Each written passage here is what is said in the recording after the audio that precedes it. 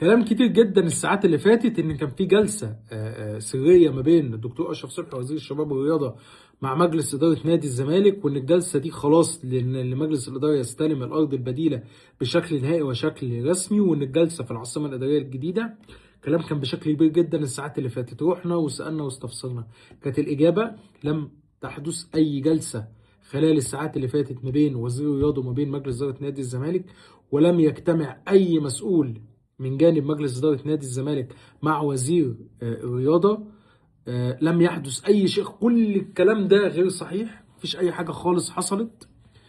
مجلس إدارة نادي الزمالك بيجتمع هو بشكل مستمر في محاولة لإيجاد حلول للأزمة المالية، موارد مالية الساعات ديت. كل التحركات دلوقتي جوه مجلس إدارة نادي الزمالك توفير سيولة مالية قبل استئناف بطولة الدوري. لازم اللعيبه تاخد جزء من فلوسها قبل استئناف بطوله الدوري.